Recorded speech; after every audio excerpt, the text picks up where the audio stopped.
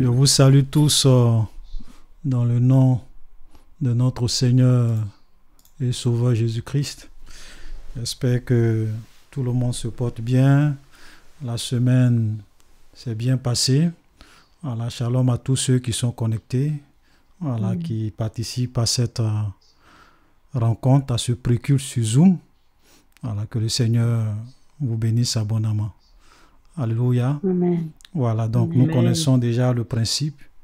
Si vous avez des témoignages, si vous avez des préoccupations, n'hésitez pas.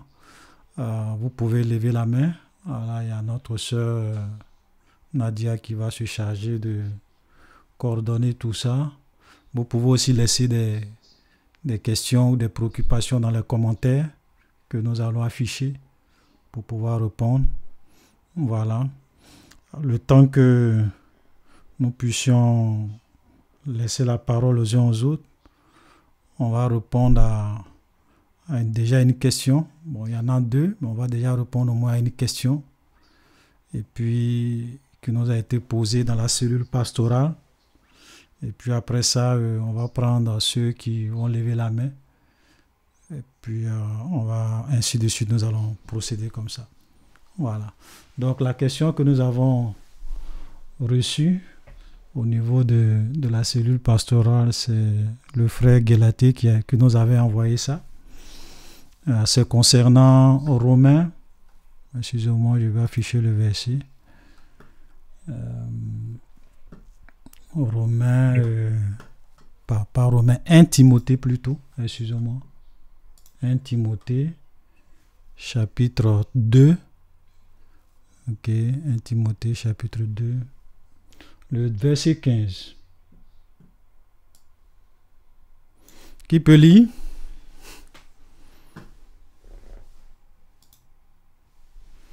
Je lis. Oui. Elle sera néanmoins sauvée en devenant mère si elle persévère avec modestie dans la foi, dans la charité et dans la sainteté. Voilà. Donc on dit, elle sera. Ici on parle, on dit elle.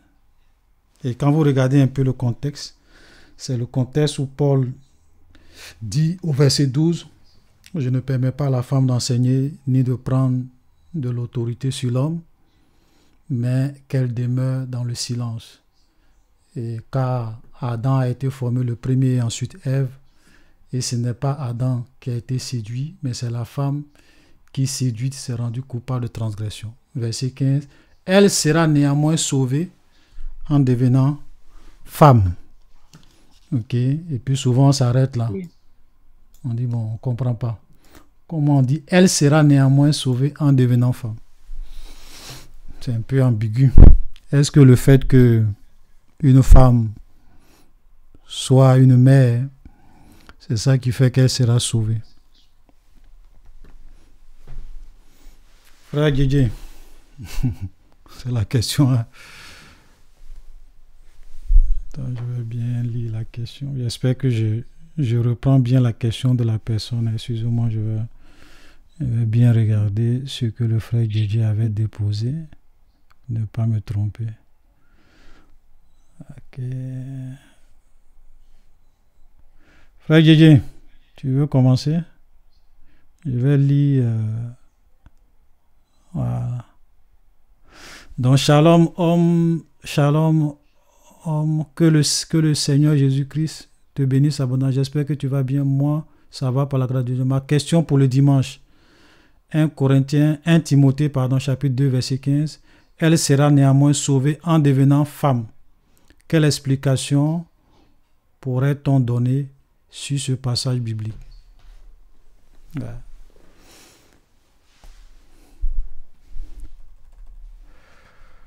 Ah, c'est la question. Le frère Djidji est là? Ah, apparemment, il n'est plus connecté. Je l'avais vu tout à l'heure. Je ne sais pas s'il a un problème de connexion. Ok, d'accord. Donc, vous voyez, donc la sœur veut comprendre parce que elle, bon, je ne sais pas si c'est une sœur, mais c'est une frère, puisque le frère Djidji a transféré juste le message. Donc, je suppose peut-être que c'est peut-être une sœur ou bien un frère. Voilà, peu importe. Elle dit, le verset dit, elle sera néanmoins sauvée en devenant femme.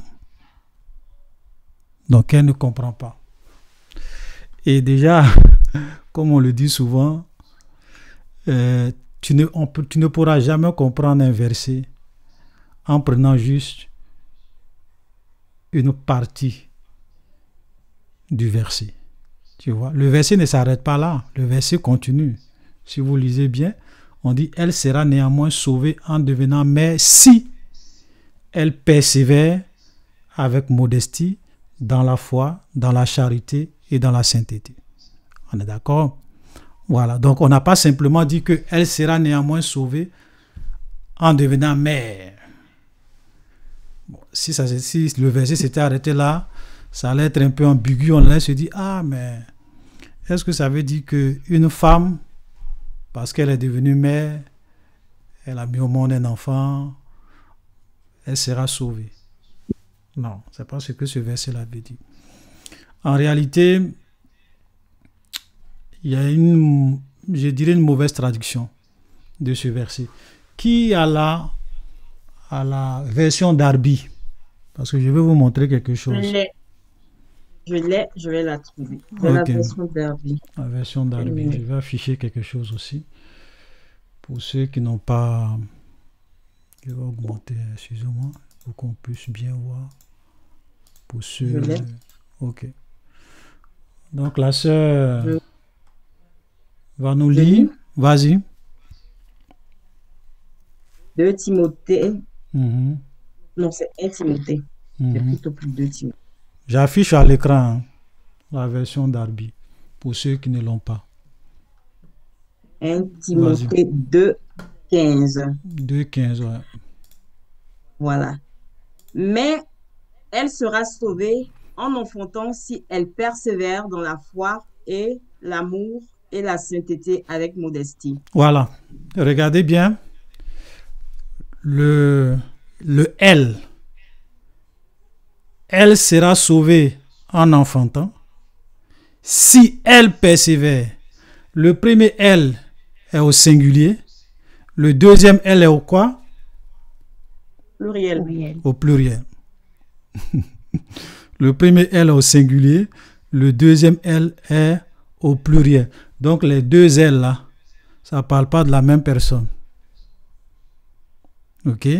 Mais vous voyez que dans la traduction Louis II que nous avons ici, ok, traduction Louis II, ils ont mis, voilà là, let's please, je reviens, voilà, traduction Louis II, je mets en rouge hein, pour qu'on puisse tous voir, ok, voilà, traduction Louis II, on dit, elle sera néanmoins sauvée en devenant mère, elle ici est au singulier, si elle persévère, le elle ici est au singulier. Alors que dans la traduction Darby, il y a un qui est au singulier et il y a un qui est au pluriel. Vous voyez? C'est là que vous comprenez que souvent, dans nos Bibles en français, il y a ce qu'on appelle souvent des erreurs de traduction.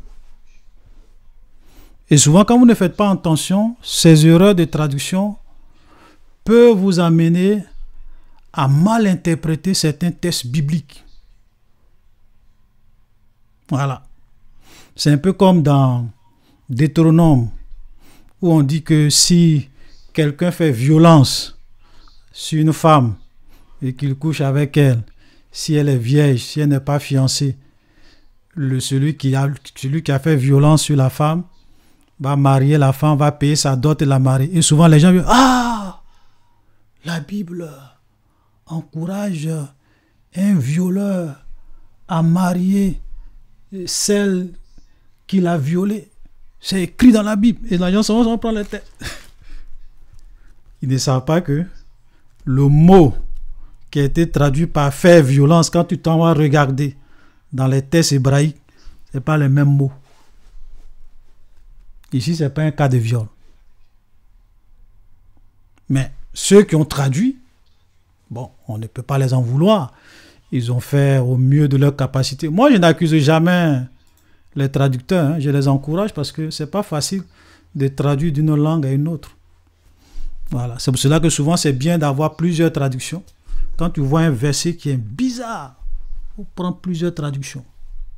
On va même voir le grec. Vous voyez, ce site-là, on appelle ça saintebible.com.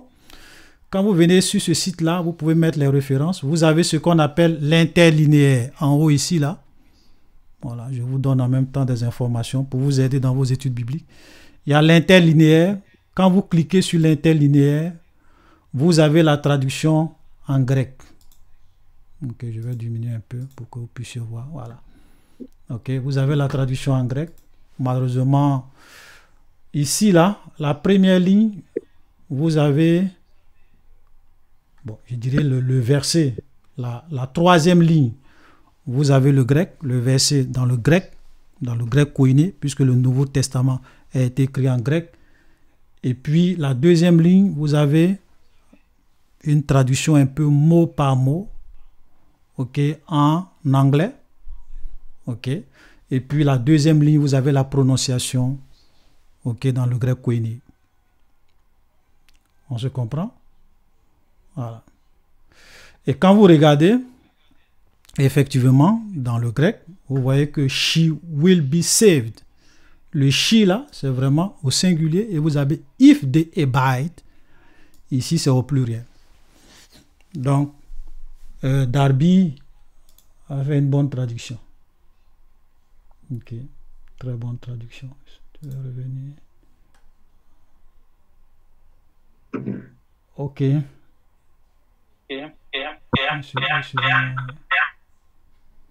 Revenir, j'espère que...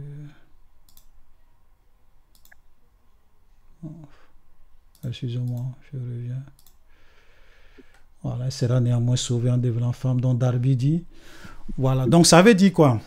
On va reprendre le verset et vous allez voir. Le premier elle là est appliqué à qui? C'est Paul qui est en train de parler. Pourquoi il ne permet pas à la femme d'enseigner? Et il dit, car Adam a été formé le premier, Ève ensuite. Donc là, on est en train de parler d'Adam et de Ève. Quand l'apôtre Paul dit, je ne permets pas à la femme d'enseigner ni de prendre de l'autorité sur l'homme, il dit car, il commence à expliquer pourquoi Dieu ne veut pas qu'une femme soit établie en position d'autorité et pour exercer le ministère de l'enseignement et avoir l'autorité sur l'homme. Pourquoi il dit ça? Ici, on n'est pas en train de dire, on a déjà expliqué ça. Hein? Voilà. La raison, Paul dit, car Adam a été formé le premier, ensuite Ève. Deuxième raison. Donc, la première raison que Paul évoque, c'est que Dieu, dans sa création, lorsqu'il a créé l'homme, il a créé l'homme d'abord, ensuite il a créé la femme. Donc, en termes d'hiérarchie, la Bible même le dit, l'homme est le chef de la famille. Donc, il y a une position d'hiérarchie, non seulement dans la famille, mais même cela même vient également au niveau de l'Église. Ok, première raison, l'homme a été créé le premier. Il est le chef, ensuite la femme. Deuxième raison qu'il évoque, c'est que lors de la chute dans le jardin d'Éden, ce n'est pas Adam qui a été séduit. Quand le serpent est venu, il n'est pas venu séduire l'homme directement. Satan n'a même pas parlé à l'homme. Il s'est adressé à la femme. Et c'est la femme qui séduit. C'est-à-dire que Satan a réussi à séduire la femme. Et elle a mangé le fruit de l'arbre défendu. Et quand elle a été séduite, ensuite elle a pris le fruit et elle a donné à son mari qui a mangé. Adam a mangé par amour pour sa femme. Il savait que tout ce que le serpent disait là était faux. Ok? Voilà. Mais il a mangé quand même par amour pour sa femme. Donc il n'a pas été séduit. C'est la femme qui séduit, s'est rendue coupable. Et maintenant il dit, s'est rendue coupable. Elle, donc le premier elle ici on est en train de parler de Ève. On n'est pas en train de parler de toutes les femmes en général. On dit, elle sera néanmoins sauvée. C'est-à-dire que Ève sera néanmoins sauvée en devenant mère. Parce que dans le jardin d'Éden, Dieu a dit ceci à la femme. Il dit, je mettrai inimitié entre toi et le serpent, entre ta postérité et sa postérité. Celle-ci te piquera le talon et tu lui écraseras la tête. Et cette postérité qui devrait venir pour écraser la tête du serpent, c'était Jésus-Christ de Nazareth. Donc la femme, parce que par sa descendance, en devenant mère, elle allait réellement participer, puisque Dieu lui a fait la promesse, elle allait réellement participer au processus du salut. Pas que c'est elle qui sauve, mais Jésus est venu dans ce monde. Ok? Il s'est incarné au travers d'une femme. Il est mort. Dans cette postérité-là, parce que Dieu avait promis ça à la femme. Ok? Donc, elle sera néanmoins sauvée en devenant mère. Voilà le sens. Ici, le premier elle, on est en train de parler de Ève. Et il y a d'autres traductions qui rendent ça très bien. Je vais juste lire certaines traductions. Je prends la traduction Semeur. Je vais agrandir. Est-ce que vous voyez? Ou bien c'est encore petit? Attends, je vais agrandir, Petit. Oui, c'est bon. C'est bon, vous voyez? Traduction. Ouais. Bon, on peut même voir. Je vais passer une traduction. J'avais vu traduction Semeur quelque part. J'espère que c'est bon. Voilà, Semeur. Le même verset. Voici comment la Bible du Semeur le traduit. Il dit, 1 Timothée 2,15, elle sera sauvée grâce à sa descendance. C'est ce que j'expliquais là. La femme sera sauvée grâce à sa descendance. Grâce à cette postérité qui va venir, qui va réellement payer le prix et qui va sauver le monde entier. Jésus-Christ de Nazareth, l'agneau de Dieu qui ôte le péché du monde. Et regardez, quant aux femmes, c'est-à-dire que le deuxième elle, si elle, il dit quant aux femmes, quant aux autres femmes, elles seront sauvées si elles persévèrent dans la foi. On n'a pas dit que les autres femmes seront sauvées si elles deviennent mères. Non, elles seront sauvées si elles persévèrent dans la foi, dans l'amour, dans une vie sainte, en gardant en tout le sens de la mesure. Vous comprenez?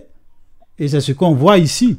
Si elles persévèrent avec modestie dans la foi, dans la charité et dans la sainteté. Donc nous sommes sauvés par la foi. Les autres, tous les hommes comme femmes, même les femmes, ici comme on est en train de parler des femmes, on précise, si elles persévèrent avec modestie dans la foi, elle sera sauvée. Et cette foi doit produire quoi? La charité et la sainteté. Nous sommes sauvés par la foi pour produire de bonnes œuvres, pour produire une vie de sainteté et une vie de pureté. Une foi qui ne produit pas une vie de sainteté est une foi morte. Comme Jacques le dit, la foi sans les œuvres est morte. De la même manière que le corps sans âme est mort, la foi sans les œuvres est morte. C'est pour cela que tous ceux qui pensent que oui, on est sauvé par la foi. Oui, on est sauvé par la foi. Maintenant, ce qui va montrer que tu as la vraie foi là, on va voir quel est le fruit que tu portes. Quelles sont les œuvres? Est-ce que tu mènes une vie de sainteté? Sans la sanctification, nul ne verra Dieu. La Bible est tellement équilibrée. La Bible est trop équilibrée. Il y a des gens qui prennent une partie de la vérité et puis s'accrochent à ça. Ah, on est sauvé par la foi. Même si je vis dans le péché, je tue, je mange, je vole, je commets la fornication. Non, c'est pas grave. Une fois sauvé, on est sauvé pour toujours. Tu vas te réveiller dans l'éternité et tu auras le choc de ta vie. parce que le royaume des cieux te sera fermé. Je te dis la vérité. Si tu veux, tu peux contester ce que je dis aujourd'hui, mais tu te souviendras de ces paroles. Alléluia. Elle sera, ou bien ici là, celui qui écrit là, il n'est pas poussé par le Saint-Esprit. Si elle persévère avec modestie, dans la foi, dans la charité, dans la sainteté, si elle persévère, ce n'est pas une fois sauvée, sauvée pour toujours. Si elle persévère dans la foi, dans la charité, dans la sainteté, équilibre. Alléluia. On n'a pas d'une fois sauvé, sauvé pour toujours. Hein. On dit persévère. Alléluia. Voilà, donc voilà l'explication du verset. Elle sera néanmoins sauvée en devenant mère. Le premier elle, on parle de Ève. Elle sera néanmoins sauvée par sa descendance. Le deuxième elle, c'est au pluriel. Là, on parle de toutes les femmes en général. Si elles persévèrent, comme Darby le dit, si elles persévèrent, je vais souligner ça encore ici pour qu'on puisse bien voir. Ok. Je vais agrandir pour qu'on ne se trompe pas.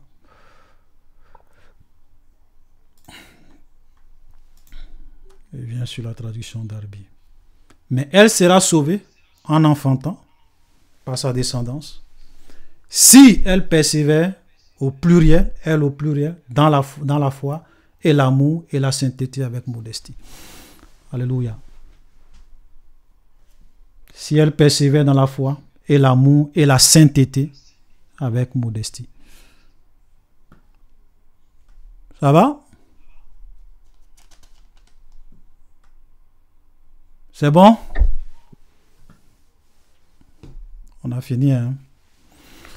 Voilà. Donc, voilà le verset de 2 Timothée, chapitre 2, le verset 15. Donc, il faut vraiment bien comprendre. Donc, il y a d'abord une erreur de traduction. OK? Et puis, donc, il faut vraiment bien expliquer aux gens pour ne pas que les gens se trompent. Voilà, soyez bénis. Est-ce qu'il y a... Donner la parole à Fidèle Nzimbo qui n'a pas possibilité de lever la main, mais ok, d'accord. Le frère, vas-y.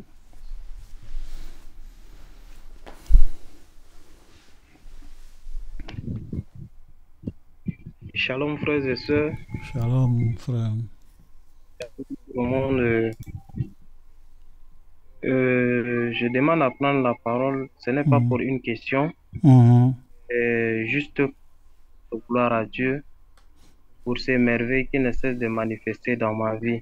Amen. Donc c'est un petit témoignage que je souhaiterais donner et pour rendre gloire à Dieu. Amen. Donc au fait, je tiens à remercier l'Éternel pour sa bonté qu'il a fait envers moi. Quand je suis assis, j'ai examiné ma vie, j'ai vu ce que le Seigneur a fait dans ma vie. Je me rends compte que vraiment j'ai été ingrat envers le Seigneur. J'ai été ingrat du fait que le Seigneur tout fait pour que je puisse rester en vie. Et c'est grâce à lui que je suis en vie aujourd'hui. Parce que personnellement, moi, j'ai été opéré 2 fois. Quand j'étais petit, j'étais encore bébé. Mes parents m'ont raconté que moins 5, j'allais mourir. Et c'est par la grâce de Dieu que j'ai été opéré et je suis sauvé grâce à Jésus-Christ. Et après ça, il y avait eu encore une autre opération qui s'est déroulée, toujours sous la direction de Dieu. Tout s'était bien passé. Et après cela, un jour, j'étais tombé dans le puits, mais mon esprit avait quitté mon âme parce que mon corps mon esprit avait quitté mon corps. Donc j'étais en direction du puits, j'étais mort. Mais le Seigneur a fait tout pour que je puisse survivre. Amen. Il y a tant de choses que le Seigneur a fait dans ma vie que vraiment, quand j'étais assis, j'ai examiné ma vie, j'ai remarqué que c'est la grâce de Dieu que je suis en vie aujourd'hui. Donc, j'ai été vraiment ingrat et je n'ai pas pu le rendre gloire. Je n'ai pas pu le remercier pour tout ce qu'il a fait dans ma vie. Donc, je tiens vraiment à ce que le Seigneur puisse me pardonner pour cela, bien que je n'ai pas mené une bonne vie. Mais aujourd'hui, il m'a mis sur le chemin de la vérité. Il m'a mis sur son chemin. J'étais en train j'errais partout, je refusais d'aller dans les églises parce que je suivais beaucoup de prédications, on ne parlait seulement que de la prospérité, de la prospérité. Mais dès que j'avais suivi le témoignage et j'ai suivi les enseignements du frère Olivier, vraiment, il y avait eu un calme en moi et j'étais convaincu à 100% que c'était la vérité. Alléluia. Donc, vraiment, je tiens à remercier Dieu, le Seigneur, pour ces merveilles qui ne cessent de manifester dans ma vie. Alléluia. Et merci également pour vous, frères et sœurs, qui ne cessez de prier pour nous et qui sont sur le banc de l'école et pour tant d'autres. Donc, je tiens vraiment à remercier Dieu pour cela. Alléluia. Et que son nom soit glorifié d'éternité en éternité. Amen. Et que le Seigneur Alléluia. tout un chacun de nous en Jésus-Christ, notre Seigneur et notre Sauveur. C'est ce que je tenais à partager avec vous. Amen. Alléluia. Vraiment. Sois béni, mon frère, vraiment. Voilà, c'est le frère fidèle Izembo. Voilà, que le Seigneur te bénisse pour ce témoignage. Nous rendons gloire à Dieu pour tout ce qu'il fait dans nos vies. Le plus important, je pense que c'est dans la démarche où tu es, de prendre conscience et puis de revenir à notre Père, voilà, de tout notre cœur. Il nous accueille. Alléluia. Donc, sois vraiment béni pour ce partage. Que le Seigneur veille sur toi et que sa grâce surabonde aussi dans ta vie. Voilà, qu'il t'aide aussi à continuer sur ce chemin-là. Alléluia, sois béni. Amen. Alléluia. Merci. Voilà, merci. Voilà, donc, au suivant, oui, la sœur Blé. Oui, soyez bénis les hommes de Dieu. Amen. Olivier, sois richement béni. Maman Nadia, sois bénie. Amen. Amen. Moi, c'est témoignage, je pense que vous avez prié même pour ce problème-là déjà ici. Si l'église et puis dans le groupe d'intercession, on a prié même plusieurs fois. Et il y a le frère Guégué même aussi qui m'a vraiment soutenu aussi particulièrement. Vraiment, vraiment. Et pour mes papiers, vraiment Dieu a parlé et puis j'ai eu le résultat aussitôt et puis ça a été positif. Amen. Et j'ai eu... Alléluia. Amen. Et puis le résultat est vite venu comme ça. Vraiment, tout était... Dieu me m'avait déjà tout programmé. Beaucoup de choses. Le frère Guégué au courant de beaucoup. Parce que c'est lui qui n'est pas trop occupé, donc c'est que lui, il ne partait pas parce qu'il ne peut pas partir chez frère Olivier. Mais... Frère Olivier est beaucoup occupé. Non, frère Olivier est occupé. Il est trop occupé. Beaucoup occupé. Lui, quand il envoie une vocale, c'est jusqu'à le lendemain ou bien 3 jours. On est là pour le suppléer. Lui, il est très occupé. Donc, Amen. Pas de problème. Vraiment, il y a eu beaucoup de choses. Même le lendemain que je devais avoir le résultat, il y a eu beaucoup de choses qui sont vraiment passées. Et ce qui m'a plu dans cette chose, le Seigneur s'est manifesté d'une autre façon que ma famille a su qui était vraiment Dieu. Amen. J'ai reçu le résultat le 11. Le 9, j'ai reçu une nouvelle venant de mon enfant qui était très mauvaise. Très mauvaise. Et quand mon petit frère Blaise Ekes m'a appelé, il m'a dit, je lui ai dit qu'on n'a qu'à glorifier Dieu. S'il t'avait donné de bonnes nouvelles, tu allais le glorifier, non? Il dit oui.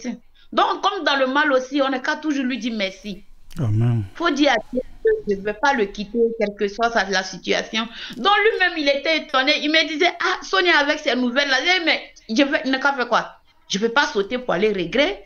Qu'est-ce qu'on peut faire si ce n'est que Dieu? Amen. Et le lendemain, quand il a appris la nouvelle, il dit, mais c'est Dieu qui t'a tenté hier, c'est que le résultat était là. Et puis il Alléluia. attendait de ta bouche. C'est comme ça. Vraiment, je dis merci à Dieu, merci, parce que avec tous ces parcours ici en Italie, c'est pas facile. Amen. C'est pas vraiment facile. Et puis nous, les Ivoiriens, on nous dit qu'ici, notre pays est le plus sûr, notre pays est encore plus rassuré, il n'y en a plus rien. Donc ça fait que on échoue beaucoup, beaucoup. Et dans mon histoire même, il y avait rien même qui pouvait vraiment être touchant. La femme même me dit, Sonia, il n'y a rien. Qu'est-ce qu'on peut dire? Il n'y a rien. Je dis, ah, qui est là, c'est ce que moi j'ai dit là. Donc moi, je ne sais plus qu'est-ce que je peux dire. Elle dit, bon, si tu t'en vas, il faut vraiment prendre le temps d'expliquer. Peut-être qu'ils peuvent comprendre. J'ai dit, ok. Bon, avant ça, Dieu a fait, j'ai eu un petit travail. Et puis, paf, ils m'ont donné un contrat indéterminé. Moi, je suis étonnée. Donc, quand j'ai monté mes responsables, elle dit, quand nous-mêmes, on est en Italie ici, depuis des années, nous, on travaille ici, nous, on n'a pas encore eu contrat, ça là. Est-ce que la personne ne s'est pas trompée? J'ai dit, mais c'est mon nom qui est là. En tout cas, tout le monde était vraiment étonné. Même moi-même, le papier est dans ma main, mais je ne connais pas la valeur du papier. Parce que quand je montre même, le papier, maintenant, moi, j'ai mouillé même le papier. Parce que quand mon patron m'a donné, moi, j'ai là, je ne sais pas bien lire en italien. Donc, quand ils ont vu là, celui qui lit, il ouvre les yeux et puis il dépose. Celui qui lit, il ouvre les yeux et puis il dépose. Moi, j'étais vraiment, tout a été programmé. Beaucoup de Dieu même a rassemblé. Beaucoup de papiers, beaucoup de dossiers. Vraiment que moi-même, je n'ai pas compris. Et quand on a mis ensemble, paf, ça a donné. Et puis le résultat est vite sorti. C'est ça même, vraiment, c'est ça qui est le beaucoup touchant. Donc, vraiment, on dit vraiment merci à Dieu. Merci. Alléluia. Alléluia. Alléluia. Voilà, que le nom du Seigneur soit béni. Voilà, notre Dieu fait souvent des surprises. Effectivement, notre sœur, depuis un certain temps, voilà, elle est à la recherche des papiers, elle est en Italie. Voilà, et je pense que l'Église avait déjà eu à lever la voix ici pour elle, pour son sujet. On a prié. Voilà, le lendemain où elle devrait aller pour les papiers. Et on bénit le Seigneur d'avoir disposé les choses. Vous savez, quand Dieu veut te faire grâce, veut te bénir, lui-même, il conduit les choses, hein, il dispose les choses. Voilà. En tout cas, que le Seigneur bénisse notre sœur abondamment pour dire que souvent, quand on est fidèle, qu'on ne veut pas se mettre dans des travers, faire des choses de façon détournée, puisque elle-même, on lui avait dit, il faut mentir, il faut dire que, voilà, je ne sais pas, tu as été violé, tu as été ceci, cela, Là, comme ça, on va vite te donner les papiers. Voilà, mais bon, la sœur est restée ferme. Le frère Djedje lui a donné beaucoup de conseils, ils sont beaucoup entretenus avec lui. Donc, elle est restée ferme. Et aujourd'hui, bon, le Seigneur l'honore. Voilà, pour dire que quand Dieu veut te bénir, tu n'es pas nécessairement obligé de prendre des voies détournées. Voilà, nous bénissons le Seigneur. Donc, on acclame le Seigneur. Voilà, pour notre sœur. Voilà, que le nom du Seigneur soit béni. Voilà, merci aussi aux autres frères, frère Djedje, frère Guelaté. Voilà, moi je reconnais que souvent quand on m'envoie, quand on m'écrit là, c'est pas évident. Voilà, que le Seigneur nous aide. Non, mais c'est normal, tu es très occupé, donc c'est normal. Que le Seigneur nous aide. Nous, on pallie, on est là pour pallier. Amen. Voilà, donc vraiment, nous bénissons Dieu. La sœur Nadia. Oui, le frère Djebane. Le frère Dje, ok. Vas-y, frère Djebane. Je vais regarder aussi dans les commentaires. Ouais. Oui. Shalom à tous. Hein. Ouais, shalom. Amen. Shalom. Il y a une question ici à poser concernant la femme dans l'église. La femme qui prêche dans l'église. Qu'en est-il des fidèles donc? Parce que là, bien sûr que la femme qui prêche, mais il y a beaucoup de fidèles aussi à l'église.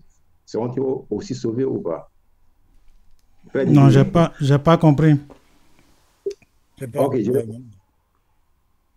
en ce qui concerne la femme qui prêche dans l'église. Ah, les femmes qui prêchent dans les églises, oui, oui, oui. Qu'en est-il des fidèles qui sont dans l'église? Seront-ils aussi sauvés ou bien c'est... Ah. Ah, ok, ça veut dire que si tu fréquentes une église où une femme prêche, est-ce que toi qui fréquentes l'église, tu seras sauvé? Vous savez, le salut est personnel, comme on le dit. Dieu ne va pas imputer le péché de quelqu'un à quelqu'un d'autre. Voilà. Il y a des gens, souvent, tu peux être même dans des églises où le pasteur, peut-être, il mène une double vie, mais il prêche bien. Voilà. Le frère, lui, l'écoute, ou bien la sœur, lui, l'écoute, et puis elle met en pratique. Est-ce que Dieu va dire, bon, toi qui écoutes ma parole, qui met en pratique, je t'envoie à l'enfer parce que tu écoutes un prédicateur qui mène une double vie? Non. Voilà. Donc, on doit vraiment faire attention. C'est vrai que souvent, quand tu es dans certaines églises où les gens touchent à la magie, à l'occultisme, c'est dangereux. Ça peut être dangereux. Voilà, parce que souvent, on envoûte les gens, on fait beaucoup de choses qui ne sont pas bien. Et souvent, ça peut avoir des influences sur toi. C'est pour cela qu'on doit faire vraiment très attention à là où on s'en va. Mais souvent, il y a des choses où Dieu te juge toi-même. Il ne va jamais te juger nécessairement par rapport à l'autre. Voilà. Donc, si tu es dans une église, une femme peut-être prêche, et puis le problème, c'est que même les femmes qui prêchent, qui sont peut-être des pasteurs dans des églises, qui prêchent tout ça, ce sont des femmes souvent qui sont dans une logique. Elles ont pris des enseignements, on leur a dit qu'elles pouvaient être pasteurs, beaucoup de choses. Donc même souvent quand tu viens leur montrer ces genres de versets, ils vont dire non, ça c'était dans un contexte bien particulier, que Paul a dit ça, c'est pas adressé à tout le monde, beaucoup de choses. Voilà. C'est comme ça. Donc le fait que tu sois dans ces églises, si le Seigneur, parce qu'il y a d'autres qui y sont par ignorance, d'autres sont là-bas par ignorance parce qu'ils n'ont pas la connaissance. Dès que le Seigneur va leur ouvrir les yeux, ils vont peut-être prendre conscience, peut-être partir. Voilà. Mais Dieu ne va jamais te condamner parce que tu es nécessairement dans une église où il y a une femme qui prêche là-bas. Non. Pour moi, le Seigneur est plus grand que ça. Il va au-delà de certaines choses. Voilà. Il peut aussi arriver des cas où, comme je le dis, Dieu, souvent, on ne peut pas le mettre dans une boîte. Il peut arriver des cas, comme c'était le cas dans l'Ancien Testament. Il y a des moments qui sont arrivés dans l'histoire du peuple d'Israël. Il n'y avait pas d'hommes dignes. Il y avait des femmes qui étaient juges en Israël. D'autres étaient des prophétesses, que Dieu a aussi utilisées. Voilà. Donc, ça dépend de beaucoup de choses. Voilà. Il y a des femmes, moi j'ai entendu souvent certains témoignages, il y a des femmes qui souvent prêchaient. Mais le jour que le Seigneur s'est révélé à ces femmes-là, elles ont arrêté. Alors, le Seigneur leur a dit, elles étaient même avec, par exemple, je connais le cas de la femme, par exemple, de Mickey Hardy. Arrivé un moment, quand le Seigneur vraiment l'a amené à comprendre, elle a dit non, que c'est mon mari qui a appelé, c'est lui qui prêche, mais moi, je peux le soutenir, je suis à côté de lui, mais je ne dois pas prendre l'autorité, je ne dois pas venir enseigner, je ne dois pas venir prendre l'autorité sur les hommes dans l'église, ou bien m'établir comme un pasteur sur une nation. Elle a compris ça. Pourtant, avant, elle le faisait. Voilà. Donc, vous savez, quand tu es humble et que tu cherches la vérité, souvent Dieu a plusieurs manières de te ramener à la vérité. Maintenant, il y a des gens aussi qui endurcissent leur cœur. Malgré tout ce que l'Esprit de Dieu va leur dire, elles ne veulent pas. Et elles continuent. Parce qu'elles ont pris goût à ça, c'est une position d'autorité, elles sont là. Voilà. Et moi, souvent, vous savez, il y a des discussions. Dieu m'a appris à ne plus faire certains débats. Dieu m'a appris à ne plus faire certains débats. Si tu m'appelles, tu dis, frère Olivier, qu'est-ce que tu penses du ministère de la femme? J'ai dit 2 Timothée, pardon, 1 Timothée chapitre 2, verset 12 à 15. J'explique ma position. La femme ne doit pas être établie comme une autorité, comme un pasteur et exercer le ministère de l'enseignement de la parole de Dieu. Maintenant, si tu dis, non frère, moi, Dieu m'a dit. Mais si Dieu t'a dit, moi, de te dire quoi? De te dire quoi? Fais ce que Dieu t'a dit. Moi, je ne suis pas Dieu. Je te lis la parole. Maintenant, si toi, tu dis que Dieu t'a dit le contraire, moi, je ne suis pas Dieu. Je ne suis pas ton Dieu. Je te dis ce que moi, je crois conformément à ce que je lis. Maintenant, si tu veux faire le contraire, vas-y. Voilà. Donc, moi, il y a des débats et je ne suis plus dedans. Le Seigneur même a déjà même fait comprendre que de quitter dans les débats inutiles. Voilà. À cause de tout ça, même maintenant, même, je ne fais plus trop de vidéos, même de recadrage. Même. Et le Seigneur m'a dit de faire beaucoup attention, d'enseigner la parole. C'est vrai que de temps en temps, si on a la conviction, on peut faire des vidéos de recadrage. Mais les débats inutiles, faire des choses, on parle ici, on parle ici. Et puis, je vais vous dire une chose, même ces femmes qui sont pasteurs, qui enseignent, peu importe les arguments que tu vas donner, elles ne vont jamais se laisser convaincre. Ah, c'est pas vraiment c'est clair. Voilà, l'action de l'Esprit de Dieu. Faut venir même prendre la Bible même. Elles vont trouver des justifications. Non, pourquoi on fait des débats? Elle va te dire que Dieu lui a parlé personnellement. Voilà. C'est ça. Tu vas dire, Dieu m'a dit. Dieu m'a appelé. Maintenant, si Dieu t'a appelé, moi, de te dire quoi? Moi, il est venu dire le contraire. Tu veux que moi et Dieu, on fasse parler? Moi, je ne vais pas parler derrière Dieu. Dieu va te frapper. Voilà. Donc, si Dieu t'a dit, c'est à toi que Dieu a parlé. Moi, voilà. Si la femme, dans cet exercice, elle sera sauvée, c'est que le problème. Bon, tu sais, comme je l'ai dit, et même quand j'ai fait la vidéo sur ça, j'ai dit, il arrive souvent des cas, même dans l'Ancien Testament, des cas vraiment très rares, où Dieu peut utiliser une femme. S'il trouve qu'il n'y a pas des hommes qui sont dignes, ou bien s'il y a des hommes qui ne sont pas disposés, Dieu, de façon exceptionnelle. Souvent, Dieu fait des choses de façon exceptionnelle. OK? Maintenant, est-ce qu'elle sera sauvée ou pas? Ça, je n'ai pas trop envie de me prononcer là-dessus. Ouais. Ça, c'est Dieu seul qui sait. Ça, c'est Dieu seul qui sait. Parce que, vous savez, souvent, il y a des gens qui peuvent faire des choses par ignorance. OK? Il y a des gens qui peuvent faire des actes par ignorance. Dans certains domaines, je n'ai pas dit que c'est tous les cas, mais il arrive souvent des choses. C'est pour cela que quand Dieu juge l'homme, il te juge à la fois sur les actes que tu poses et puis sur la motivation qui t'anime. Sur ce qui t'anime. OK? Quelqu'un peut faire quelque chose avec une très bonne motivation. Et comme je le dis, si tu es vraiment sincère et tu es humble et que tu n'es pas dans la volonté de Dieu et que tu acceptes la correction de l'Esprit de Dieu, Dieu fera tout pour te ramener sur le droit chemin. Amen. Ça, j'ai confiance en Dieu pour ça. C'est pour cela que je vous donne l'exemple. Il y a des femmes qui enseignent.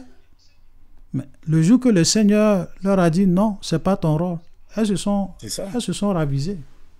Elles se sont laissées reprendre par le Seigneur. Voilà. Tu vois? Moi, je pense que, frère Olivier, je peux dire quelque chose?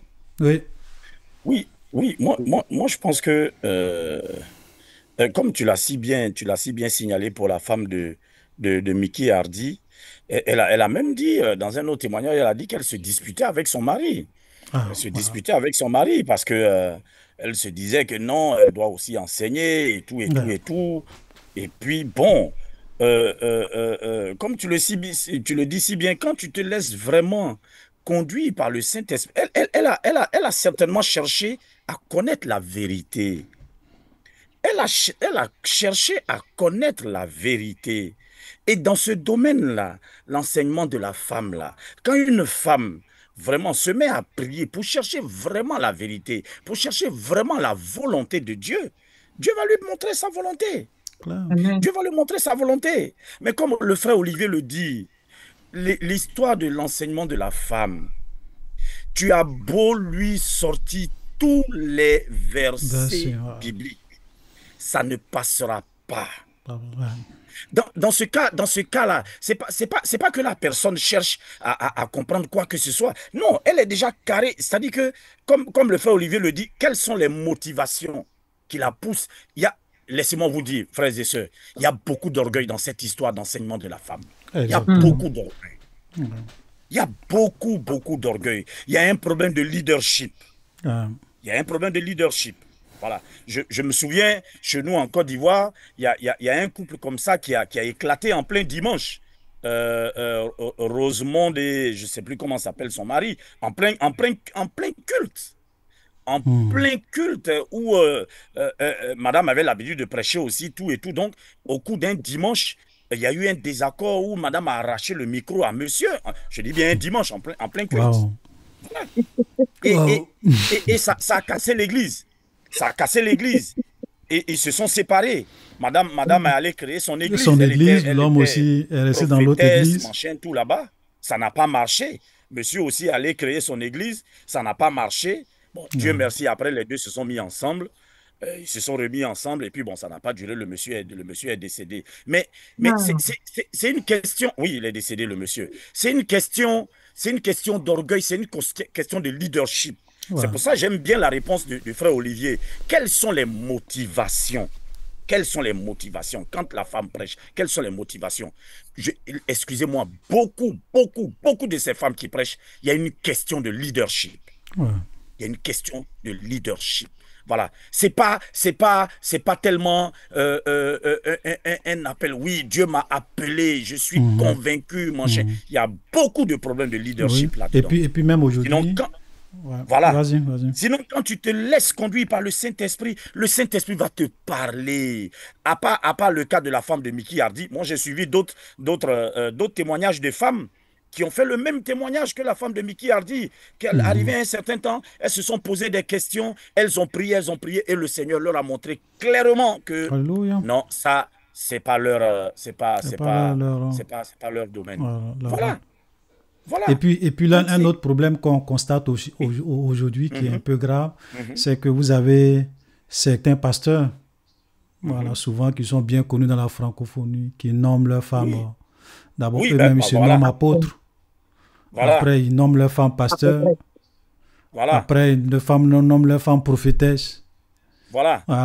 Et on fait même des cultes d'ordination de pasteurs. Voilà. J'ai eu à discuter avec quelqu'un un jour sur les histoires des pasteurs qui nomment leur femme automatiquement pasteur. J'ai dit, bon, attendez, prenez les 12 disciples. Prenez les 12 disciples. Ils avaient des femmes. Quand tu prends 1 Corinthiens 9, tu vas bien voir. Paul dit Pierre était marié. Ils amenaient leurs femmes dans leur tournée. Et tout. Mais vous avez vu l'apôtre Pierre, la colonne. Vous avez vu l'apôtre Pierre nommer sa femme apôtre? Pourtant, lui, il était apôtre. Vous avez vu Jean? Vous avez vu Philippe et autres nommer leur femme, comment on appelle, apôtre? Même diaconesse, même manchette, non. Voilà. Maintenant, d'où cette histoire-là sort? Ou quand tu es pasteur, automatiquement, tu dois ordonner ta femme. C'est diabolique. Disons les choses telles qu'elles sont. C'est diabolique. C'est pas biblique. C'est pas biblique, c'est pas doctrinal. C'est pas doctrinal, c'est même pas biblique. Et puis même, c'est Nous sommes là pour imiter Christ. Nous sommes là pour imiter Christ et les 12. Voilà. À part bien entendu, Judas. Non. Les 12 puisque il a été remplacé. Voilà. Donc nous sommes là pour imiter les 12, y compris Paul. Voilà. Donc est-ce que les 12 ont fait ça? Est-ce que Paul a fait ça? Est-ce que Christ a fait ça? Non. Alors on ne le fait pas. C'est tout. C'est ça. Voilà. Aujourd'hui, dans beaucoup de et puis il y a même cette histoire de, tu vas voir le monsieur, il est pasteur, quand il meurt, son fils prend l'héritage. Il devient, oui. Papa pasteur, quand il Ouais. meurt, il dit, bon, je passe le flambeau à mon fils. Ça devient comme C'est une entreprise un héritage industrielle. familial. C'est un héritage. L'église À est mon devenue une avis. entreprise familiale. Ah, c'est grave. Ouais. Tout ça sont des principes d'homme. L'œuvre de Dieu, ce n'est pas un héritage familial, ce n'est pas une affaire de famille. Ah oui. Toi, tu peux être appelé. Ton fils peut ne pas être appelé. Mais c'est Voilà. clair. C'est pas parce que toi, tu es pasteur que ton fils est appelé à être pasteur. Non. Voilà. Ou bien c'est pas parce que toi, tu es appelé à être apôtre, tu vas nommer ta femme prophétesse, tu vas nommer ta femme pasteur. C'est où ça? Non. Comme le frère le dit. Non. Même les grands apôtres, Pierre, il était marié. Vous avez une fois entendu, est-ce que vous connaissez même le nom de la femme de Pierre dans la Bible? On l'a une fois mentionné, jamais. Même pas, même. On connaît même pas son nom. On ne connaît même pas son nom, on la voit même pas. Même pas. Voilà. Voilà. Donc aujourd'hui, il y a trop de désordre dans les églises, trop de confusion. C'est pour cela que ça part dans tous les sens et les scandales ne cessent de se succéder. Olivier, excuse-moi, juste toujours sur ce sujet de la prédication de la femme. Moi, quand je lis Acte 18, par exemple, le verset 26, on a vu que Aquilas et Priscille, ils ont prêché la parole à Apollos. Priscille, c'est une femme. Ok, oui, mais en fait, non, ça c'est différent. Ici c'est Apollos qui était appelé. Lui, il enseignait. Apollos vient, il enseigne. Maintenant, dans son enseignement, la Bible dit qu'il y avait des points qui n'étaient pas clairs, qui n'enseignaient pas les choses correctement. On peut même lire, hein, c'est quoi? Acte chapitre... Tu as dit Acte chapitre combien? Acte chapitre 18, verset 24 à 28. Acte chapitre 18. Verset 24 à 28. Voilà, on va lire le texte. Verset 24 à 18. On dit, un juif nommé Apollos, originaire d'Alexandrie, homme éloquent et versé dans les Écritures, vint à Éphèse. Il était instruit dans la voie du Seigneur et fervent d'esprit. Il annonçait et enseignait avec exactitude ce qui concerne Jésus-Christ, bien qu'il n'eût connu que le baptême de Jean. Il se mit à parler librement dans la synagogue. Aquilas et Priscille, l'ayant entendu, le prit avec eux et lui exposait plus exactement la voie du Seigneur. Ça, ce n'est pas le ministère de l'enseignement de la parole de Dieu. Moi, le frère Olivier, je peux peut-être enseigner quelque chose. C'est un peu comme je viens, j'enseigne. Et puis, je dis n'importe quoi, bon, ok. Toi, peut-être ta femme, ou bien le frère Djedje et sa femme, puisque moi, je ne connais que le baptême de Jean, et qu'il y a des choses où je fais peut-être, je ne présente pas les choses correctement sur certains points. Le frère Djedje et sa femme m'appellent à côté pour me dire, ah, frère Olivier, ça, voici comment c'est. Voilà comment ça doit être. Voilà comment ça doit être. C'est ce qui se passe ici. Ici, ce n'est pas le ministère de l'enseignement. On peut reprendre un frère, on peut corriger un frère. En dehors, ça dit que moi, je finis de prêcher, une sœur peut m'approcher pour dire, frère Olivier, tu as dit ça, mais est-ce que tu te trompes parce que voilà tel verset, voilà telle chose, telle chose, telle chose. Normalement, voilà. Ça, c'est différent. C'est pas la sœur qui va venir se mettre devant l'assemblée, prendre la parole pour dire, bon, je suis pasteur de l'église, et puis on commence à enseigner, on commence à prendre l'autorité. Ça n'a rien à voir. Donc, je sais que souvent, les gens prennent ce test-là, mais c'est pas... Même l'évangélisation. Une femme, dans son lieu de service, peut parler de Jésus à quelqu'un, peut prêcher, peut annoncer l'évangile à quelqu'un. Ici, elle n'est pas en train de prendre l'autorité ou bien d'exercer le ministère de l'enseignement. Parce que le contexte dans lequel Paul parle, et c'est ce que beaucoup de gens ne comprennent pas, c'est que Paul ici dit la femme ne doit pas être établie en position d'autorité dans une église et exercer le ministère de l'enseignement de la parole de Dieu et prendre autorité sur les hommes. En un mot, une femme peut pas être pasteur. C'est ça. Elle ne peut pas être ancien et exercer le ministère de l'enseignement de la parole de Dieu. Voilà. Sinon, annoncer l'évangile, parce que même celui à qui tu annonces l'évangile, tu n'es pas son autorité. Non. Parce que tu annonces l'évangile en tant que femme à la personne. Si la personne se convertit, tu la conduis dans une église où il y a une autorité qui est là, qui va peut-être se charger de peut-être enseigner la parole de Dieu, va communier. Voilà. Donc, on est vraiment dans un contexte vraiment différent. Voilà. Paul ici n'est pas en train de dire qu'une femme ne peut pas corriger un frère qui se trompe dans son enseignement, ou bien elle ne peut pas annoncer l'évangile, ou bien elle ne peut pas parler de Jésus aux gens, ou bien même qu'elle ne peut pas enseigner ses enfants. Ce n'est pas de ça que Paul parle. On est vraiment dans un contexte ici. Amen. Voilà.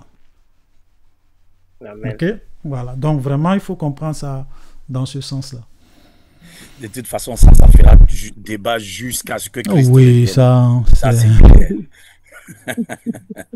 Mon frère Frédéric, t'as ta question? Dernière question. Il est presque là. Déjà à la fin, là. Alors moi, j'ai pas de question, mais j'aimerais bien prendre la parole, c'est possible. Ok, vas-y. Amen. Shalom. En ce moment, je suis un peu comme le frère JJ, je pense. Hein. Je suis revenu un peu au Seigneur. Il me faut beaucoup de force. Et en ce moment, je m'alimente beaucoup avec la lecture et puis les documentaires. Et puis surtout les prêches. Alors bon, moi, je parle 3 langues. Je parle le portugais, je parle l'espagnol couramment. Donc je regarde beaucoup ce qui se passe, surtout en Amérique du Sud.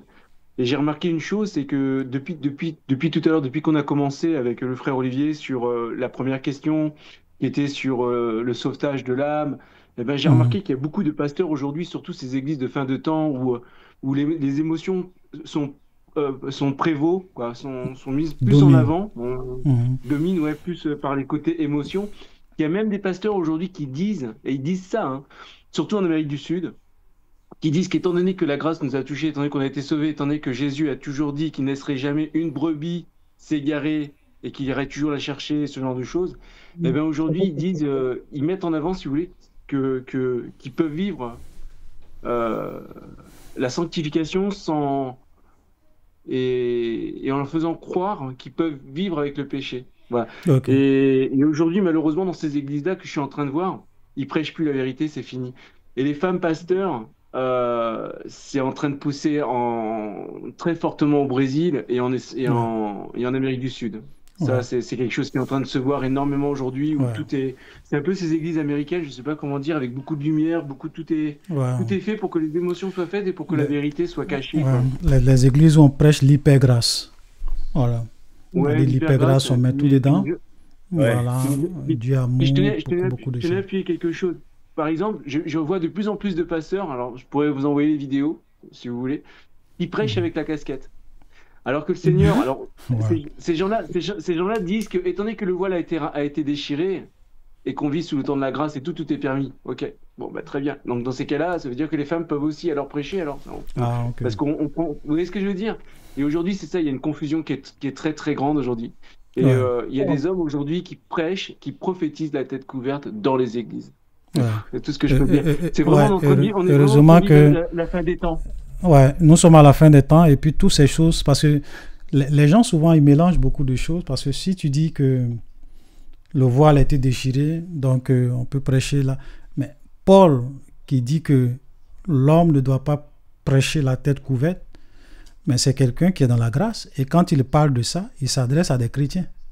C'est pas des gens qui sont sous la loi. Quand Paul écrit aux Corinthiens, il écrit aux Galates, il écrit à toutes ces choses-là, ils sont des chrétiens qui ont accepté Jésus, qui sont sous la grâce. C'est à ceux-là qu'il dit, voilà, l'homme ne doit pas prier ou bien prêcher la tête couverte. Voilà, que c'est un manque de respect. Bon, beaucoup. Et aujourd'hui, malheureusement, en fait, cette histoire de l'hypergrâce, ça part dans tous les sens. Et c'est une œuvre du diable, en fait. Voilà, c'est une œuvre du diable. Même les histoires de femmes qui prêchent, c'est quelque chose de récent. Ça sont des choses qui datent du XXe siècle. Dans les années antérieures. Même regardez, même les catholiques. Les catholiques qu'on condamne, oui, ils sont mauvais. Mais tu ne vas jamais voir une femme prête dans l'église catholique. Même les musulmans. Voilà. Même chez les vous filles, il n'y a pas de membres. Voilà. C'est pour cela que souvent, je vous assure aujourd'hui, même les catholiques, dans beaucoup de domaines, ils sont mieux que beaucoup d'églises évangéliques où on vous prêche l'hypergrâce, on vous enseigne des doctrines de démons. Oui. Nous devons faire vraiment beaucoup attention. Nous sommes à la fin des temps et tout ça, c'est le diable. Dernière question, la sœur Stéphanie. Tu ne parles pas beaucoup. Quand tu lèves la main, moi, mais j'ai un peu peur. Hein. Ah oui, j'écoute beaucoup. J'aime bien écouter. Shalom à tous. En tout cas, c'est déjà la fin. Je voulais juste savoir, homme de Dieu, est-ce qu'il y a une différence entre l'enseignement et puis l'exhortation et tout ça? Parce que les versets dont nous avons parlé là, on dit que la femme doit pas, la Bible dit que la femme ne doit pas enseigner. Mais est-ce que, par exemple, parce que je connais un homme de Dieu qui est bien, qui prêche bien et de temps en temps, il laisse son épouse exhorter.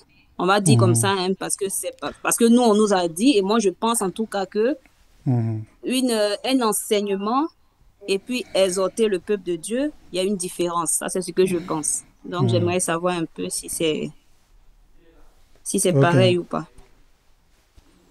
C'est pas vrai, Didier. Il a dit quelque chose.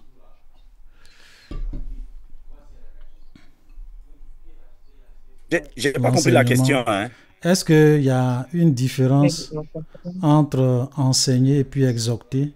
Parce que souvent, il y a des hommes de Dieu qui, c'est vrai qu'ils sont pasteurs dans leur église, mais souvent, de temps en temps, ils peuvent, par exemple, permettre à leurs femmes d'apporter des exhortations, voilà, au peuple de Dieu.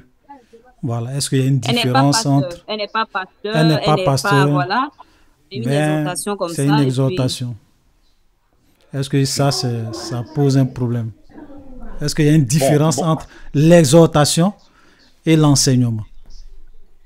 Oui. Bon, si on veut prendre le sens étymologique des deux mots, bon, on va dire qu'il y a une différence. Excusez-moi si vous entendez du bruit, il y a quelqu'un qui travaille là. Mais je veux dire, d'abord, que il y a certaines personnes, qui font exprès dans la confusion de mots là pour permettre à leurs femmes de monter sur la chair.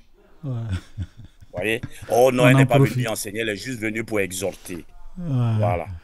Voilà la définition même d'exhortation. Voilà. Ils font exprès pour dire non. Vous savez, il y a l'exhortation, il y a l'enseignement.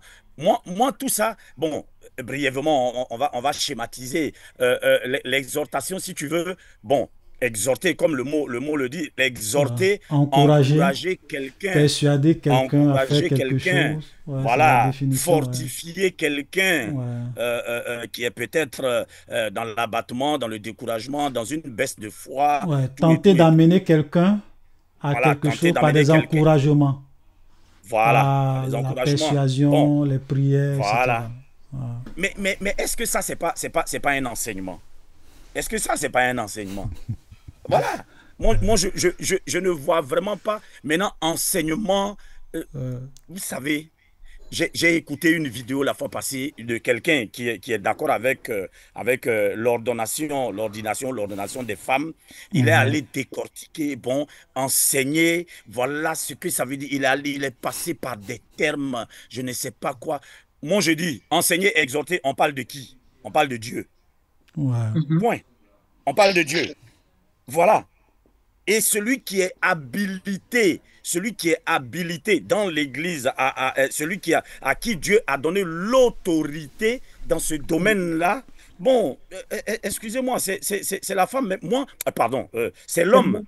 Voilà, c'est l'homme. Donc moi, exhorter, comme le frère a donné la définition, et puis enseigner, bon, c'est peut-être rentrer beaucoup plus dans des détails, point doctrinal. Révéler certaines choses concernant la parole de Dieu. Voilà. Mais tout ça, on parle de Dieu. C'est la même chose. Moi, je dis que c'est la même chose, mais il y a certaines personnes qui passent derrière ça pour permettre à leurs femmes d'enseigner. Voilà. C'est pour ça le but qu'ils ont, le but qu'ils visent en cherchant à faire la différence entre l'enseignement et l'exhortation, c'est pour permettre à leurs épouses d'être pasteurs. C'est tout. Voilà. C'est pour permettre à leurs épouses de monter sur la chair et puis de devenir pasteur et puis de devenir je sais pas quoi. Voilà. Voilà. Mais moi, excuse-moi, moi je voulais dire. Oui, vas-y. je voulais dire, ce débat-là, mes frères, mes sœurs, vraiment, moi, je suis d'accord avec le frère Olivier, encore une fois de plus, quand il dit, il ne rentre plus dans ça. Les histoires de femmes qui veulent prêcher, un pasteur, j'ai écouté un pasteur, il disait, Madame, tu veux être pasteur? Vas-y, vas-y. Il n'y a pas de problème, ça se passe entre Dieu et toi. Si tu as compris la parole de Dieu aussi et que tu ne veux pas être pasteur, gloire à Dieu, mais tu veux prêcher, tu veux être pasteur, tu veux être établi sur une église, vas-y, fais comme bon te semble. Moi, je suis comme le frère Olivier, il y a longtemps, je ne rentre plus dans ce débat. Amen. Franchement. Et je pense que quand on vient même à ce préculte-là, laissons tomber les débats de femmes prêchent, ceux qui ne prêchent pas. Posons plus d'autres des questions sur les versets bibliques. Celui qui n'a pas compris un verset biblique, il pose la question, on répond. Sinon, les histoires de celui qui porte la casquette, s'il veut porter une casquette pour prêcher, vas-y, mon ami, fais comme tu veux. Voilà. Mais sache qu'à la fin des temps, tu vas passer en jugement. Voilà. Donc, moi, voilà ce que je veux dire dans sur ce point-là. Amen. Ouais. Donc, dernière phrase par rapport à tout ça. Quelqu'un disait un jour, le chemin qui amène à l'enfer est parsemé de bonnes intentions. Amen. Le chemin qui conduit à l'enfer ou bien à la perdition est souvent parsemé de beaucoup de bonnes intentions. Et au moment où tu vas te rendre compte, tu es déjà de l'autre côté. Le diable n'est pas fou. Hein? Satan, quand il veut introduire une fausse doctrine, il vient un peu. Souvent, au début, ce sont de bonnes intentions. Non, c'est juste une exhortation. Après, entre l'exhortation et l'enseignement, il y a juste un pas. On franchit le pas. Mais si je peux exhorter, mais c'est que je peux enseigner. Si je peux enseigner, mais c'est que je peux diriger une église. Je peux devenir pasteur. Je vais prendre l'autorité sur les hommes. C'est toujours comme ça. Oui. Satan est fort. Ça dit que quand le diable veut tromper les gens, il ne vient pas tout d'un coup de façon brusque. Il fait un pas. Quand les gens acceptent ça, il fait le deuxième pas. Quand les gens acceptent ça, il fait le troisième pas. Quand les gens acceptent ça, il fait le quatrième pas. Maintenant, après, quand tu vas arriver au 20e pas et tu vas regarder le premier pas que tu as fait, tu as déjà fait beaucoup de distance. Ce que tu n'aurais pas pu accepter en faisant le 20e pas là. Si tu avais proposé ça dès le premier pas, tu n'allais pas accepter. Moi, un peu, tu as fini par accepter. C'est pour cela que faisons attention, discernons, pour ne pas que le diable nous séduise.